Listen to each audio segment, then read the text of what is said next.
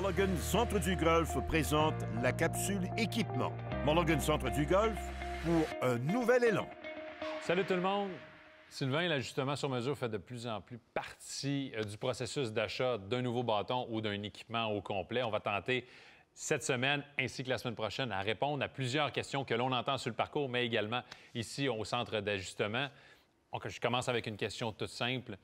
Comment on intervient en premier avec un nouveau client de ton côté? Écoute, première question qui est le client en arrivant au magasin. Entrevue, très important. Savoir ses priorités, ses besoins. Y a-t-il une balle à droite, une balle à gauche? Alors, son handicap surtout, pour savoir comment moi m'enligner sur quel produit je vais lui conseiller. OK. Très important. Maintenant, du côté, si on commence avec le bois de départ, en quoi c'est important d'avoir la bonne flexibilité de la tige? Bien, si on génère moins de vitesse et on a une tige beaucoup trop raide, alors automatiquement, on perd de la distance. Souvent, le monde va avoir des crochets, des hooks, des slices, mauvaise tige. Fait que l'important, c'est d'avoir la bonne tige, autant pour le golfeur de 100 ou de 75. On parle de rigidité de la tige, mais à quel point aussi c'est important d'avoir le bon angle d'envol, le bon angle d'ouverture pour la tête du bois de Bien, départ. si on regarde ça au niveau de l'effet, le spin, quelqu'un qui a beaucoup de spin, on va mettre une tête plus basse.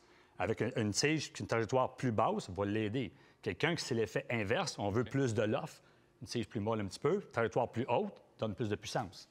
Souvent, on entend dire qu'avec une tige plus longue, je peux frapper plus loin. Vrai ou faux? Non. Dans la plupart des cas, je vais commander un driver coupé de 3/4 à 1 pouce. Oui, dans les concours de longue distance, les gars ont des 48-50 pouces, mais pour l'amateur, le golfeur moyen, plus c'est long, moins qu'on a de contrôle. Alors, c'est vraiment du cas par cas, mais souvent, je vais prendre une tige 3/4 de pouce plus courte. OK. Maintenant, du côté du bois d'allée, est-ce que c'est obligé d'avoir un bois numéro 3? La fameuse question, non, non. Le monde va souvent frapper plus loin un bois 5. Plus de loft. À l'impact, il arrive plus fermé. Fait que le bois 5, 19 degrés, va arriver environ à 15. Un bois 3 de 15 degrés, moins de vitesse, arrive fermé à 11. Alors, il n'y a pas d'impact en remontant, ce qui fait que le monde a plus de difficultés À soulever la balle. à soulever la balle. Mais quelqu'un qui s'en sert seulement sur un tee au départ, oui, c'est plus facile sur un tee. Mais au niveau du gazon directement, plus de constance avec un bois 5. Donc, bois numéro 3, pas nécessaire dans le sac. Je termine avec une question classique. C'est quoi les plus grands mythes que tu as entendus par rapport au processus d'ajustement, spécialement pour les bois? Oui, bien écoute, souvent le client rentre dans le magasin et il me dit moi, c'est trop mou, ça slice. Alors, d'accord, mais c'est l'effet contraire, justement. C'est que souvent, la tige trop raide va faire qu'on va partir en coupant la balle un petit peu. La tête passe avant les mains automatiques. Des fois, je joue des petits tours au magasin, je vais mettre une tige Plus molle. plus molle, la balle est très droite. Fait que c'est vraiment le plus gros mythe que j'entends le plus. Ah, ça slice quand c'est trop mou. C'est l'inverse. Alors, rappelez-vous-en.